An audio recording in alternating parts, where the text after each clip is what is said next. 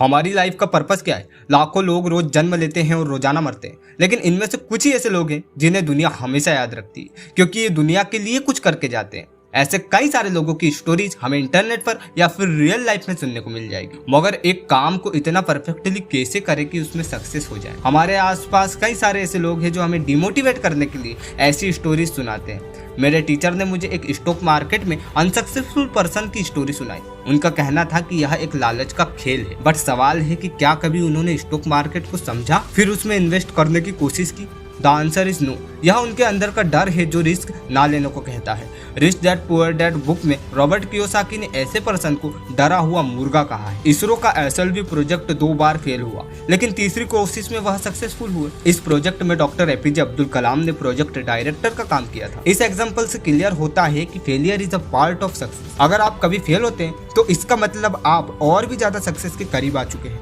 अगर आपकी एक प्लानिंग फेल हो जाती है तो दूसरी प्लानिंग से स्टार्ट करो, क्योंकि अब आपके पास एक्सपीरियंस होगा।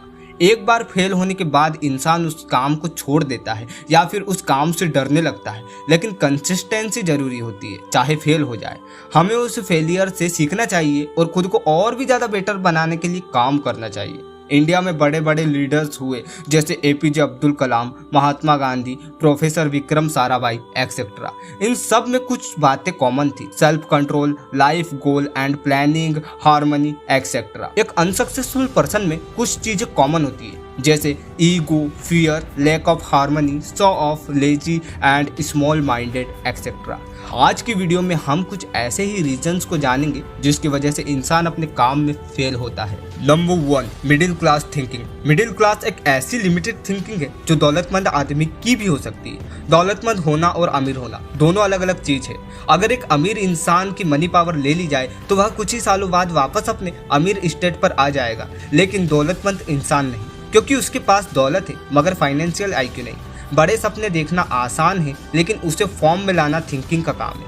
आपको वही रिजल्ट मिलेगा जो आपकी थिंकिंग देगी। और भी आसान शब्दों में कहे तो छोटी सोच छोटे लोग और बड़ी सोच बड़े लोग। डॉक्टर एपीजे अब्दुल कलाम का ड्रीम था आसमान में उड़ना और इंडिया के लिए काम करना। उनकी थिंकिंग बड़ी थी, इसलिए उनके अग्नि, आकाश और पृथ्वी मिसाइल ने उड़ान भरी। And that's the reason that why Abdul Kalam is a missile man. Number 2, lack of knowledge and skill.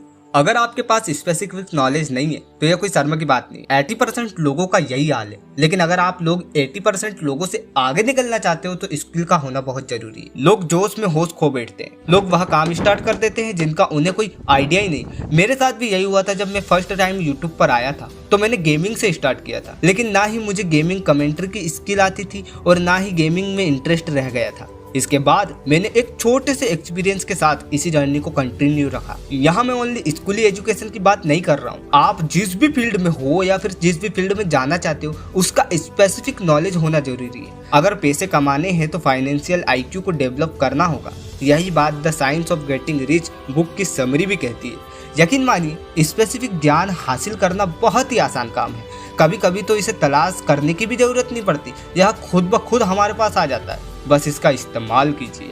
मैंने कूल मित्रा यूट्यूब चैनल की वीडियो देखी थी जिसमें मुझे लिस्ट ऑफ स्किल्स मिली। आपका जिस भी टॉपिक में इंटरेस्ट है उसे चुनकर स्किल डेवलप कीजिए। Number 3, bad childhood environment. बचपन में हमारे साथ कुछ ऐसे इंसिडेंट्स हो जाते हैं जो हमारी लाइफ की सैडनेस का रीजन बन जाते हैं। बचपन में जो सिखाया जाता है वही बच्चा सीखता है। अगर उसकी परवरिश अच्छी नहीं हुई है तो रियलिटी ऑफ लाइफ को जानने में उसको मुश्किल होगी। अगर किसी का बचपन अंधविश्वास और पाखंड से भरा हुआ है तो वह इंसान भी ऐसा ही बनेगा। कुछ ऐसी बातें होती है जो हमें हर बार सोचने पर नेगेटिव कर देती है।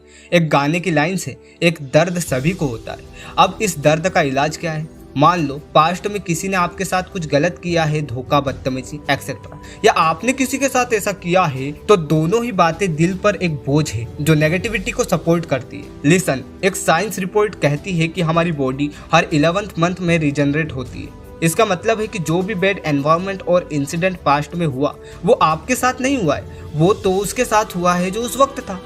आप कोई और हो, वो 11th मंथ वाला पर्सन कोई और था जो अभी जिंदा नहीं है। आई होप आप समझ गए होंगे, अगर नहीं तो दोबारा सुने। Number 4, fear. इंसान अपनी लाइफ में कई सारी चीजों से डरता है। Think and grow rich book में नेपोलियन हिल ने 5 मेन फियर्स को डिस्क्राइब किया है।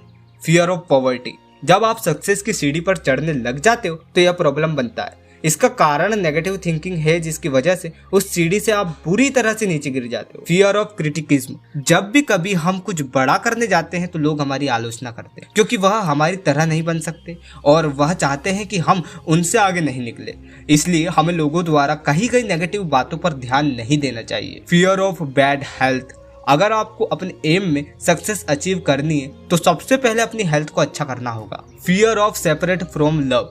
प्यार में बिछड़ जाना। जब कोई लाइफ में आया था तो भी अपना था और गया तो भी अपना ही था, इसमें डरने वाली कोई बात नहीं। जहां तक रही बिछड़ने की बात, यह तो एक मोटिवेशनल थिंग है जो कभी नेगेटिव नहीं हो सकती। Fear of death. कुछ लोग सोचते हैं कि जल्द ही हम बूढ़े हो जाएंगे और मर जाएंगे, फिर मेहनत करने का क्या फायदा। ऐसी बात वही लोग करते हैं जिनका लाइफ में कोई गोल नहीं होता। Number 5, negative personality. कुछ लोगों की पर्सनालिटी होती है कि जब भी वह कुछ बोलते हैं तो हमेशा नेगेटिव ही बातें बोलते हैं। शायद ऐसा उनकी थिंकिंग और काम की वजह से, शायद उनकी सोच ही नेगेटिव है या छोटी है, या उनके काम में उन्हें इंटरेस्ट नहीं है, जिसकी वजह से उनकी पर्सनालिटी ऐसी नेगेटिव बन गई है। Number 6, wrong field choose. इंसान कभी कभी ऐसा काम चुन लेता है जो उसे बिल्कुल भी करना पसंद नहीं, लेकिन चवन्नी की तमन्ना में वह काम करना पड़ता है, बट वह सेटिस्फाइड नहीं होता। रॉन्ग चूज फील्ड करना कोई बड़ी गलती नहीं है, लेकिन टाइम के साथ इसे समझकर अपनी रियल फील्ड को चूज कर अपने गोल्स पर वर्क करना इंपॉर्टेंट है। नंबर 7,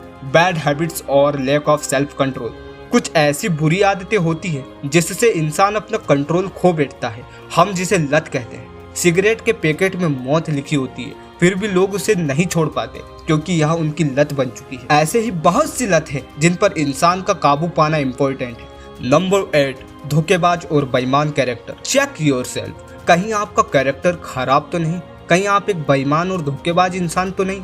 चाहे आप में लाख बुराइयां हों, लेकिन आज से ही उन बुराइयों को छोड़ देना फर्स्ट स्टेप ऑफ सक्सेस होगा। आप पॉजिटिव रहो और लोगों के लिए भी पॉजिटिव सोचो, पॉजिटिव काम करो, जैसे book reading, exercise etcetera. Number 9, just thinking not doing.